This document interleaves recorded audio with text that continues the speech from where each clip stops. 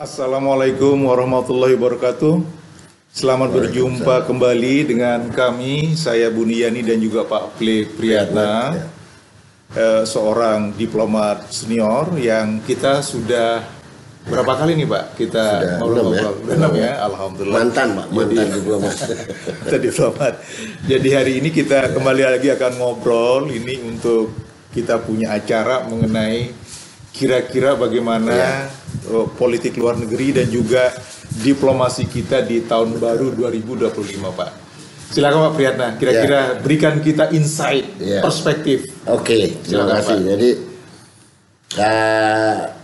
terima kasih ya, kita memasuki tahun 2025 nih, awal Januari.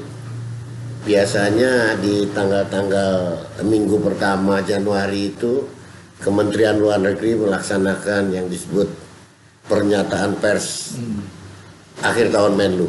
Ini untuk yang tahun lalu ya, 2024. Namun karena pelaksanaan dari Menteri Luar Negeri yang baru kan baru November ya, November Desember, saya rasa tentunya belum ada hal yang cukup signifikan untuk bisa dimasukkan dalam baru berjalan 2 bulan lebih sedikit ya.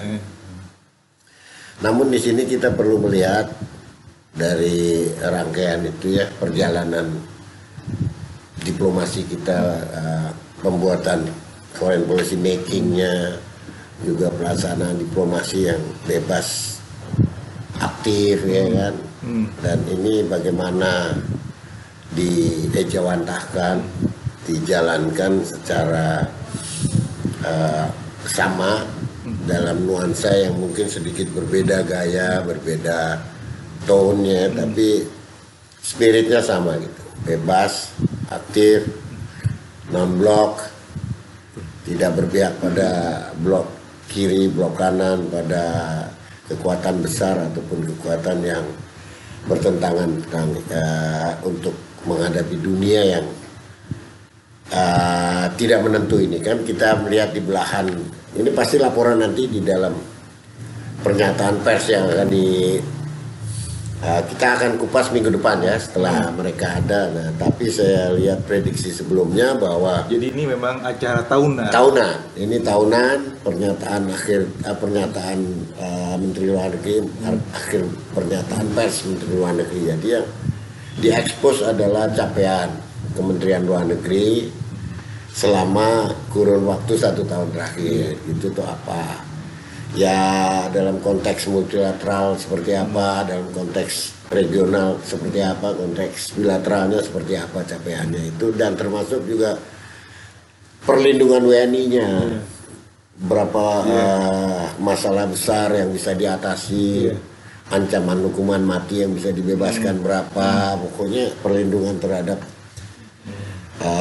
WNI kita di luar negeri. Nah ini yang akan disampaikan. Kondisi kita kan melihat nih, gejala dunianya sendiri masih sama sekali tidak memberikan ketenangan bagi semua pihak. Amerika juga, Trump kita mulai akan dilantik Januari ini. Pasti akan ada warna baru bagaimana Amerika, Cina, dan bagaimana hubungan kita dengan Amerika dan hubungan kita dengan Cina. Kedepannya itu akan memberikan sedikit banyak dampak ke dalam negeri gitu ya. Demikian juga di kondisi Eropa yang sekarang Rusia dan Ukraina yang semakin menghangat, dan Ukraina semakin jelas ingin menutup akses gas yang dikirim dari Rusia ke Eropa, di stop kira-kira sampai berapa, 16 miliar dolar ya yang ditutup itu, dan itu kemungkinan menimbulkan sebuah gejolak ya di Eropa, inflasi juga kelangkaan gas di musim dingin yang kesananya ini yang akan makin berat ini. Itu juga menimbulkan sebuah spot-spot instabilitas yang bisa menimbulkan konflik di antara mereka ataupun negara yang lain. Sementara justru tampak sekali Ukraina itu ingin menarik Amerika masuk ke situ dengan melarang ekspornya Rusia melewati Ukraina untuk ke Eropa dan memberikan kesempatan Amerika lebih banyak. Jadi Amerika tentunya akan memberikan perlindungan pada aset-aset yang diberikan ini. Nah, ini menjadi sebuah tentunya perhitungan strategis Rusia yang akan bisa melihat ini bagaimana sementara ekonomi dilanda inflasi, sementara ekonomi nasional di Eropa juga dilanda krisis energi yang semakin mahal, yang semakin langka. Sementara Amerika dikasih kesempatan masuk. Nah, itu untuk berhadapan langsung dengan Rusia yang tentunya bisa menimbulkan hal lain gitu. Terus juga di Korea yang masih belum, Korea Selatan yang belum menunjukkan kondisi yang pulih, bahwa presidennya juga akan ditangkap ya, diadili, sudah dilakukan, jaksa negaranya sudah akan melakukan penangkapan dan dimintai keterangan ya. Nah, ini tentunya akan menjadi keadaan yang juga akan mempengaruhi. Di tengah-tengah itu semua nanti juga ada Laut Cina Selatan yang terus yang sempat kita bahas, Pak ya. Sempat kita bahas dari dulu. Dan Laut Cina Selatan ini pasti akan menjadi hangat gitu karena ada wilayah sekitar 200 mil laut atau 370 kilo yang seharusnya menjadi wilayah negara-negara yang berada di situ diklaim oleh Cina dengan 9 dash line yang sekarang menjadi 10 dash line itu. Nah, ini yang semua sudah disebutkan oleh pengamat, oleh mantan Menteri Luar Negeri RI bahwa kita tidak bertetangga dengan Cina. Bagaimana mungkin kita punya overlapping claims? Kita tidak bertetangga secara daratan maupun secara laut kan Cina. Nggak ada logikanya gitu. Iya, kehilangan logika. Jadi tidak ada logika overlapping yang kita tidak berbatasan, tidak ada perseteruan perbatasan darat maupun yang laut. Jadi ini yang harus juga kita sikapi nanti ke depannya menjadi bagaimana refresh ini yang bisa diterima negara-negara ASEAN ini. Sepanjang ini kan tampaknya belum memberikan reaksi yang keras terhadap ini. Belum ada satu pertanyaan. Pak Menteri Luar Negeri kemarin juga tidak menghadiri AMN di Bangkok ya, untuk sekaligus bisa menjelaskan ini kepada rekan-rekan kita, partner negara tetangga kita. Nah, ininya tentu menjadi sesuatu yang tentu tidak diharapkan bagi tetangga kita. Kita justru menyumbangkan keadaan yang semakin tadinya stabil, ya stabil, menjadi, sekarang justru kita ikut menyumbangkan menjadi pertanyaan paling tidak itu. Mungkin itu salah satu kontribusi pertama yang dilakukan gitu untuk bisa memancing negara di luar Indonesia melihat Indonesia penting karena punya diktum baru mengenai overlapping claims itu yang bagaimana juga itu dibantah, katanya tidak pernah ada tapi pernah diucapkan gitu dengan dalam joint statement itu. Nah, ini juga menjadi kisi-kisi sumber instabilitas di kawasannya, dari Eropa, dari Asia, Korea turun, Timur Tengah pasti. Timur Tengah makin menggelora karena PBB sudah menyebutkan bahwa Israel membuat bumi Gaza hangus, tidak bisa ditinggali kembali, tidak bisa menjadikan tempat subur untuk tinggalnya orang-orang yang berhak di tanah itu. Jadi ini sebuah problema baru di tengah dunia yang kok kelihatannya semakin anarki dan tidak menentu itu. Nah, kita tentunya perlu menyusun sebuah strategi ke depan. Nah, menyusun itu jangan juga seperti kalau saya bilang business as usual gitu. Kita hanya semuanya mengikuti agenda yang sudah dijadwalkan oleh pertemuan PBB, agenda-agenda yang sudah dijadwalkan ASEAN, sudah dijadwalkan dalam kerangka bilateral yang sudah ada, sudah ini. Tapi kita harus mengkreasi. Betul. Saya ingat dulu bagaimana Indonesia menciptakan ya. Contohnya aja Bali Demokrasi Forum. Itu sebuah lompatan lompatan ini ya, kedalaman jangkauan diplomasi kita menyentuh kepada negara-negara non barat untuk berbicara bahkan dengan negara-negara barat. Kita punya juga standar demokrasi yang patut menjadi perhitungan dan patut juga memberikan warna dalam perjuangan di kawasan maupun dunia ini. Nah, ini yang kita masih kurang gitu. Kita masih kurang melihatnya adalah inisiatif-inisiatif yang kita gulirkan. Di level globalnya itu apa nanti, iya kan? Di level regionalnya apa? Di level bilateral apa? Kita jangan fokus hanya masalah lagi trade investment, masalah perdagangan bebas, masalah yang sudah ditentukan oleh tarif, kita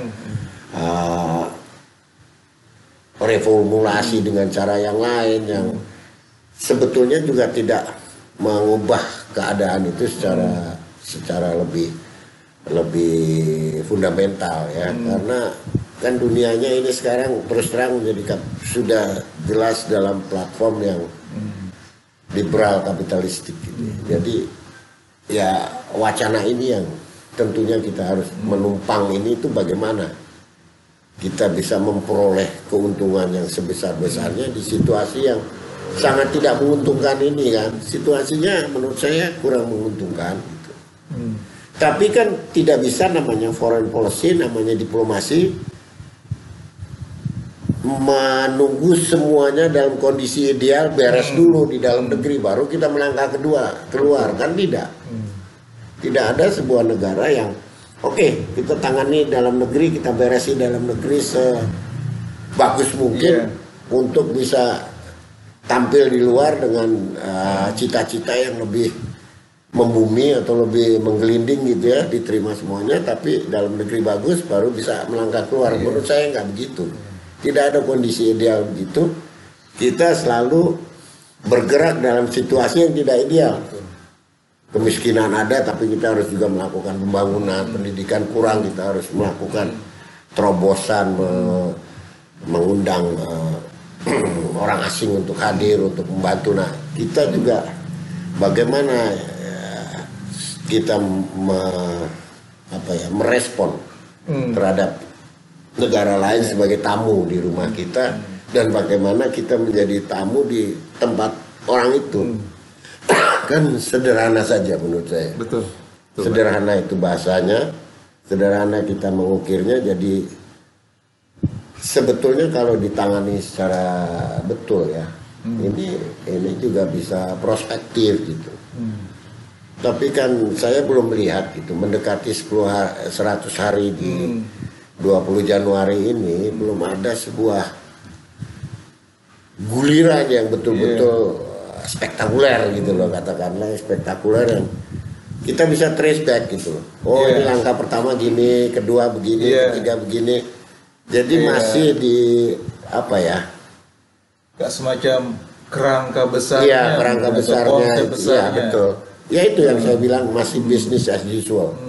Kita maju, kita bergerak, kita pergi ke luar negeri karena memang sudah diagendakan oleh badan-badan dunia, kita harus ikut gitu loh. Kalau itu kan bukan inisiatif. Ya, kalau itu bukan inisiatif. Jadi menurut saya begitu. Jangan kita bergerak seperti business as usual. Kita disusun agendanya oleh negara lain, harus hadir ke sini, sidang APEC di sini, nanti sidang ASEAN di sini, terus ada G20 di sini.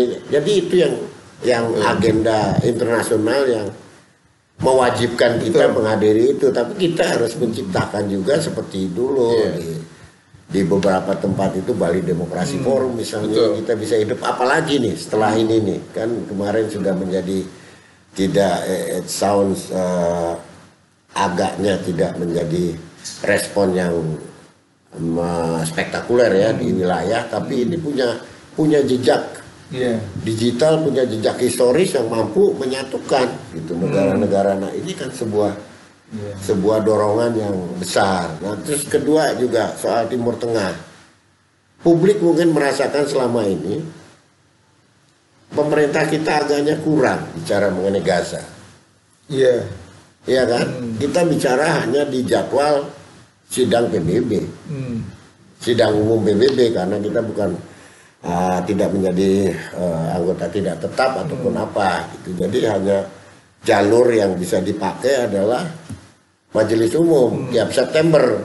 Nah kalau bicara-bicara di situ dan juga disambung kita bicara di forum organisasi konferensi Islam OKI ya akan seperti itu gitu.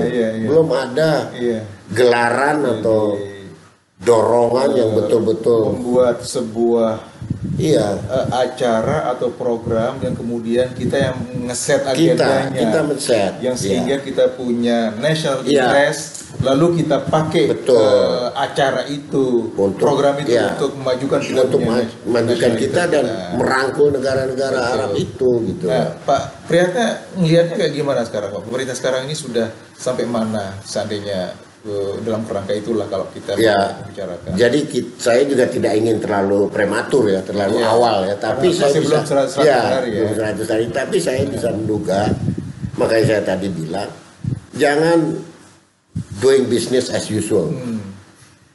Meletakkan fungsi Kementerian Luar Negeri dan hubungan luar negeri atau diplomasi itu hanya diagendakan oleh badan-badan internasional, badan-badan internasional. Bukan kita nanti yang menyiapkan agenda apa gitu. Jadi kita yang harus membuat terobosan, membuat lompatan. Istilahnya kita menciptakan genderang kita sendiri. Jangan mengikuti genderangnya orang. Jangan kita menari atas genderang orang. Jangan sampai menari di atas genderang orang lain.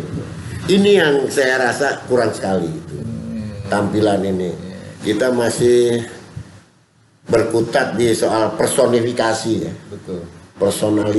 Personalisasi dari pelaksanaan Polugri itu dari presiden ke menteri luar negeri ke orang-orangnya, tapi gerbong besarnya itu belum mampu Kemenlunya mampu mengangkat kejembon itu menjadi primus inter pares gitu loh, yang merambah kemana-mana, mampu menggerakkan instansi yang sekarang makin banyak ini, ya kan, kabinet yang makin banyak anggotanya ini harusnya menjadi surplus ide, menjadi surplus kegiatan, minta anggaran ditambah, tapi kalau tidak ada guliran keluar yang menggetarkan gitu, outputnya itu yang penting gitu loh, dorongan itu gitu. Saya ingin melihat greget itu yang belum saya lihat, dan itu diperlukan sekali gitu.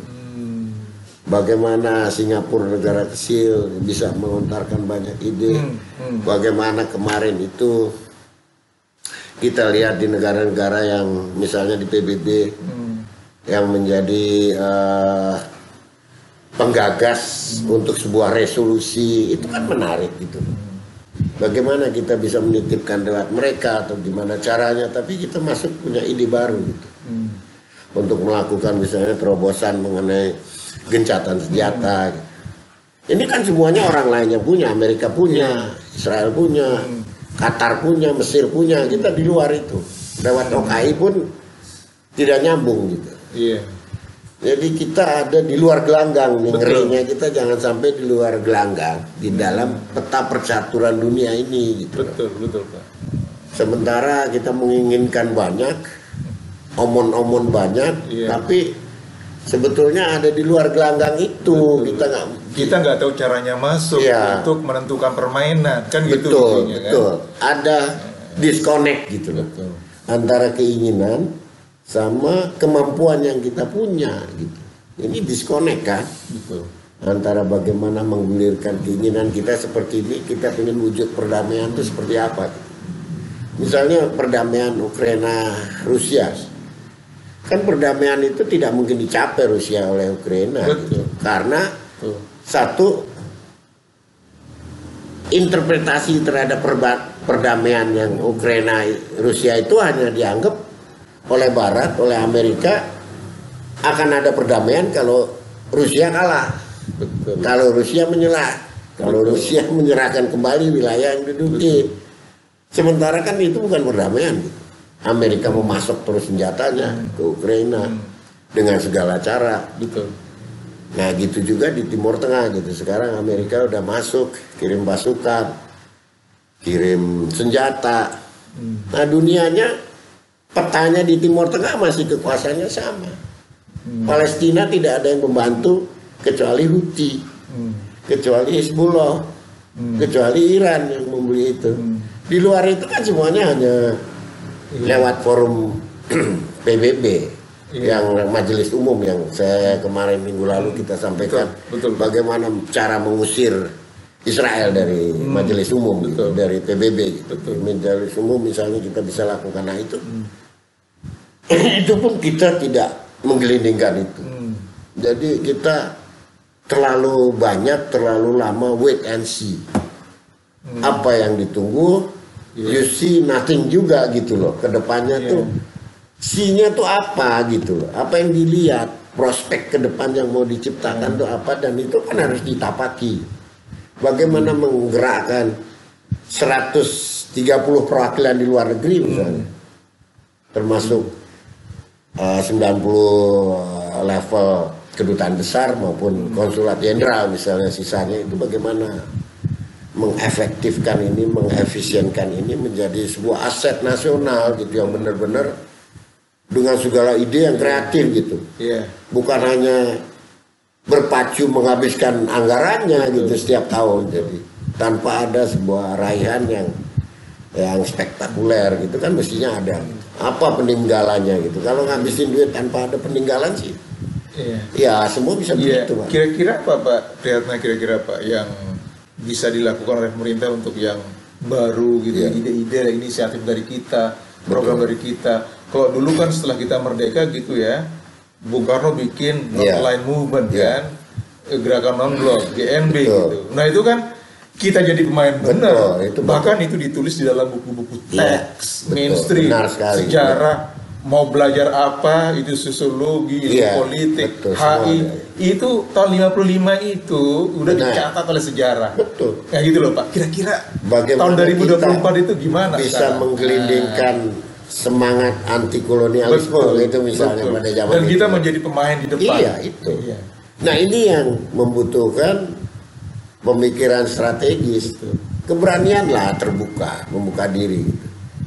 Kalau memang bisa menjalaninya, kalau 1 sampai angka 1 dari 10 baru bisa 1 sama 2, ya bilang 1 sama 2, sehingga dibangun lagi kekuatan komplementer yang bisa mendorong ini gitu loh.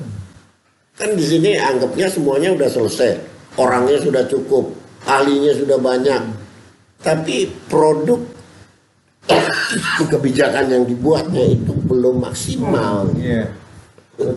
Hanya bersembunyi di balik jumlah yang banyak, orang sudah katakanlah the right man at the right place, tapi ternyata nggak ada produk yang bisa dinikmati bersama seperti pada waktu itu. Itu kan sebuah kerinduan yang menurut saya wajar. Kira-kira apa ya Pak? Ya kira-kira yang bisa kita lakukan sekarang ya? Ya memang untuk menciptakan, mestinya banyak kan? Banyak. Yang diantaranya gitu Pak. Menurut saya ada peluangnya, itu masih ada.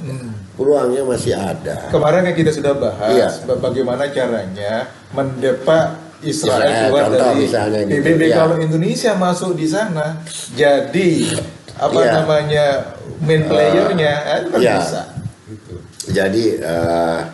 Jadi driving force ya, jadi kekuatan pendorong yang bisa menggulirkan kawasan ini dengan ide-ide yang kreatif. Tapi tampaknya kita juga business as usual tadi saya melihat. Jadi sudah terlalu nyaman di zona nyaman ini, dibangun di zona nyaman ini, mempertahankan segala sesuatunya gitu. Ide-ide baru tidak diciptakan dengan semangat yang agak susah disebut zona nyaman, Mbak. Zona nyaman itu kalau kita udah kaya raya, udah enak banget gitu. Kita nggak kaya, nggak enak banget gitu. Kayaknya kita pusing, bingung, nggak tahu apa yang dikerjakan. Jangan-jangan gitu loh Pak.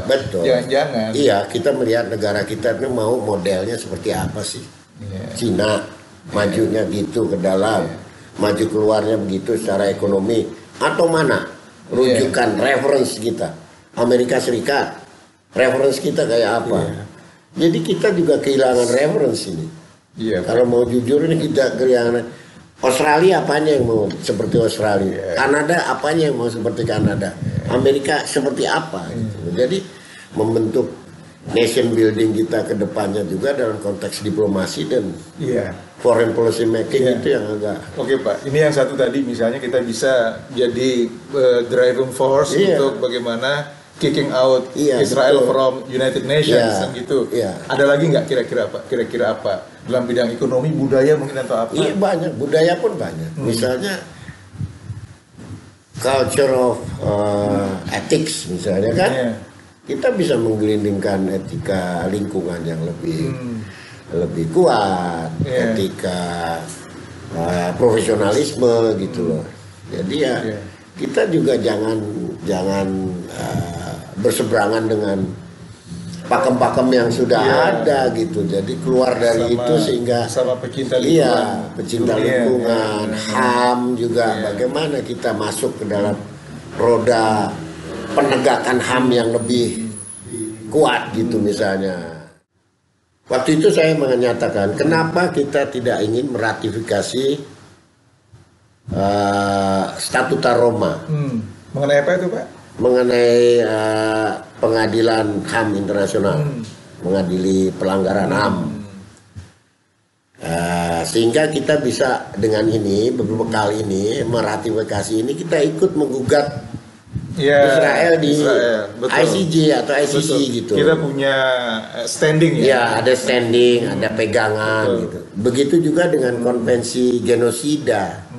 Kita kan tidak meratifikasi. Kita kan punya alasan bahwa kita sudah meratifikasi, punya legal standing, maka kita ingin menegakkan. Gitu. Nah ini kan satu pemikiran lagi gitu. Kenapa yang dua ini tidak dipikirkan? Konvensi genosida dan Statuta Roma. Cobalah diratifikasi, cobalah dibuka ulang bukunya, dikupas lagi nih bagaimana. Sehingga kita bisa, untuk apa?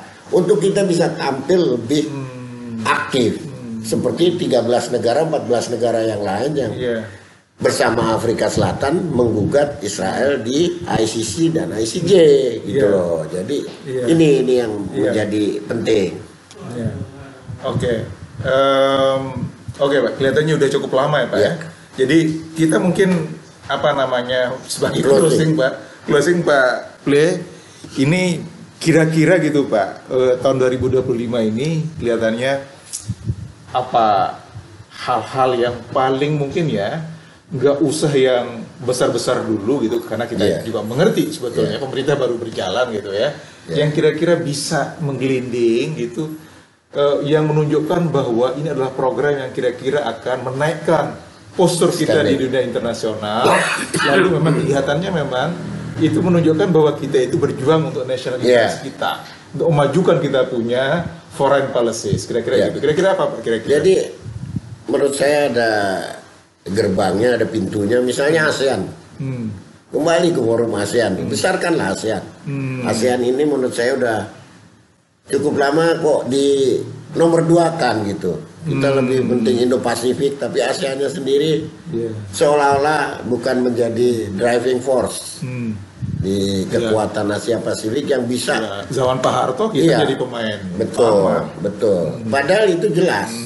Indonesia justru bagus di mata tetangga karena kita tidak mendominasi. Tapi juga bukan berarti kita tidak melakukan apa-apa gitu loh. Nah, kedua coba kita lakukan tadi untuk lebih gencar di masalah Timur Tengah, karena ini masalah yang sangat heartbreaking gitu loh, menyayat hati, menghancur luluh lantahkan perasaan kita. Bagaimana ada warga yang dimatikan, hampir 45.000 orang sekarang, setengahnya wanita dan setengahnya anak-anak yang dibunuh secara terbuka oleh Israel, dan seolah-olah dunia ini nggak bisa ngapa-ngapain gitu. Kita terpatri oleh pakem-pakem yang tidak bisa melakukan terobosan apa-apa gitu. Hanya lewat badan-badan utama dan tidak bisa melakukan sebuah terobosan yang melompat gitu. Oke Pak, jadi dua lah Pak ya, yang ke ASEAN sama Timur Tengah itu udah cukup ya. Cukup lah. Jadi untuk di awal, baru nanti kalau ini sudah jalan normal, kelihatan menghasilkan sesuatu yang sangat produktif dan kelihatannya memang menaikkan postur kita di dunia internasional, baru dikembangkan ke wilayah-wilayah lain. Ya, jadi ada catatan lagi bahwa kita tidak perlu turut tiba-tiba mengembangkan alutsista yang harus kuat sebesar-besarnya gitu. Karena saya berkeyakinan bukan itu gitu. Iya.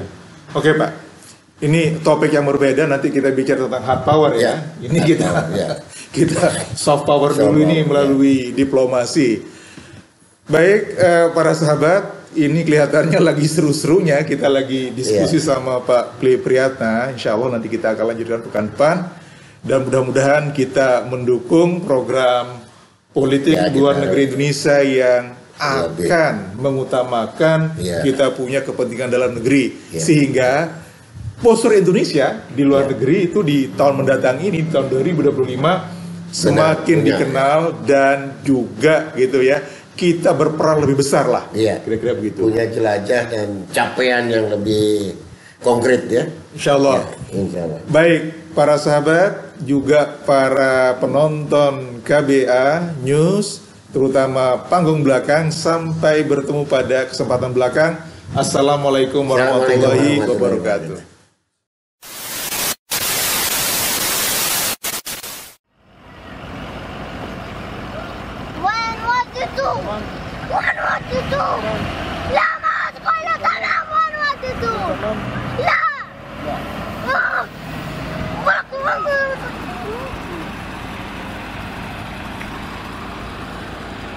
لا